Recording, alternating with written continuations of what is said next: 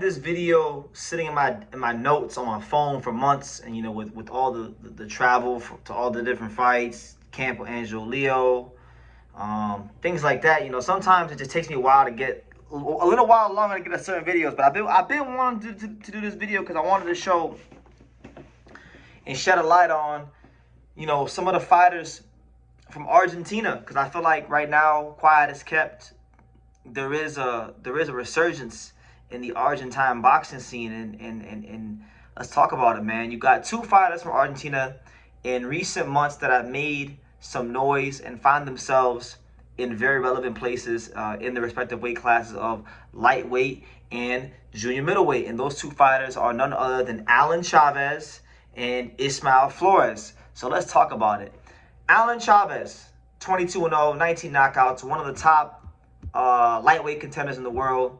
A guy that really and truthfully, I would say his knockout, his third round knockout against Miguel Madueño, for me, is my personal KO of the year. Beautifully placed left hand that knocked this guy out cold. And Madueño was the same guy that took Keyshawn Davis the distance. He's the same guy that Keyshawn Davis admitted himself was his hardest fight, and Alan Chaves treated him like a piece of trash, right? So it was a big statement, and Chaves finds himself right in the middle of title contention. He could potentially be an Abdullah Mason opponent, and for me, if you're asking me, if you're saying BT, what's one of the top fights you want to see in boxing? Make no mistake about it. A top 5 fight I want to see in boxing is Abdullah Mason versus Alan Chaves. I think that's one of the most entertaining fights you can make in the lightweight division. One of the most dangerous fights you can make in the lightweight division, right? And Abdullah Mason has shown that he really does have an appetite for the smoke, and he really will run to it. So, very, very relevant guy in this division. Now, Alan Chaves, a couple fun facts about him. He is, in fact, following the knockout victory, the sensational knockout victory against Miguel Madueño, he did sign a promotional contract with Eddie Hearn, and it made him the first ever Argentinian boxer to sign a promotional contract with Matchroom Boxing. So a bit of history there. And Alan Chaves, he comes from a boxing family. He is the nephew of Diego Chaves. Yes, it is true that Diego Chaves, the rugged welterweight contender, the same guy that fought Tim Bradley and I believe Keith Thurman, same guy, he is the nephew of that. So he comes from a fighting family. He comes from being around this his whole life, and he was born and bred to do this. So he stands at a cool 22-0 with 19 knockouts. And like I said, right now in boxing, to me, when you talk about power punching, dynamic southpaws, this guy has to be very close to the top of the list. I remember at the time when I watched him knock out Madueño, I was in camp with Angelo Leo, and I was doing my sparrings, right? I ain't really sparred much at all since camp. I'm really fat now, but he inspired me, for my next sparring session and things like that. So he's really good. He's really good, and I think whether it's Abdullah Mason next, or let's say because he is the number 4, he is the number 6 contender in the IBF, so he could be a potential Raymond Murataya opponent. He is the number 7 contender, so maybe he gets a crack at the winner of Zepeda Roach one day.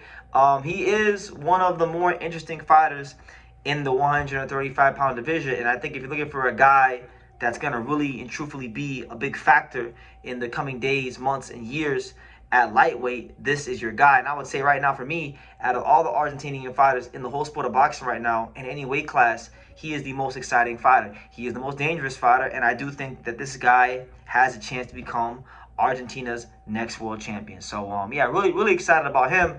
And then kind of going to Ismael Flores, because I feel like, he fought on the undercard of Benavidez versus Zordo. But I really didn't get a chance to talk about him and shine a light on Ismael Flores. Now, Flores, he came into that, he wound up actually upsetting Isaac Lucero, Puro Mexico. Isaac Lucero was one of the darlings of PBC. I remember I had Bob Santos, his trainer, on this channel back in December, and he had talked about the ratings and the viewership and the marketability of Isaac Lucero. He was a guy that was being propped up and pushed for big things, and maybe he'll still be in line for some big things in the future. But the apple cart was upset when he ran into Ismael Flores, because Ismael Flores, strong, rugged guy.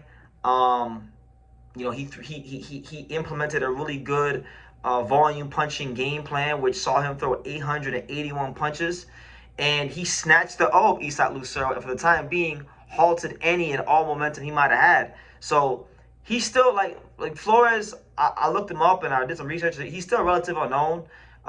He trains in Spain. I believe he just got married recently, so congratulations to him. But he did upset one of the young darlings of this division from PBC and Isaac Lucero. And surprisingly enough, I'm actually surprised that it didn't get him ranked, because Lucero was ranked in the top 15 of the sanctioning organization rankings. I guess that wasn't good enough for him, because Ismael Flores still isn't ranked. But Ismael Flores, I do think he's a top. He right now he's ranked roughly what? He's 26 on BoxRec in his weight class, so he's right there. He's one win away from really being involved in some meaningful fights, and he's still at a certain level to where, you know, maybe one of the other guys could pick him. So, you know, Ismael Flores versus Jorge Garcia Perez, or maybe a guy like Giovanni Santillan, Yoenis Tellez, Nikita Tszyu. Those are the kind of fights I see for him, and those are the kind of fights I feel he's earned, you know, in his career. But yeah, Argentinian boxing with those two, Alan Chaves and Ismael Flores, I think right now in 2026, they are going through a bit of a resurgence, and it's great because Argentina is a proud boxing nation. When we talk about the likes of Carlos Monzon and obviously Marcos Maidana, Argentinian fighters very tough, very strong, awkward, and rugged, and these guys fit the description of some of those attributes I named. And it's always good for boxing when Argentina has a part to play in it. You know, they're not just exclusively a soccer playing nation.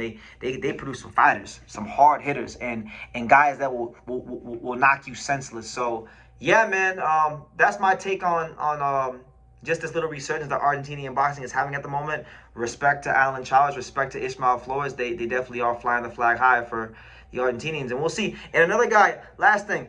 If they can't get them fights, I would like to see I would like to see at 154 pounds Ismael Flores also against Brandon Adams. If Brandon Adams can't get bigger fights, I think that would also be a great fight. So I'll leave it at that.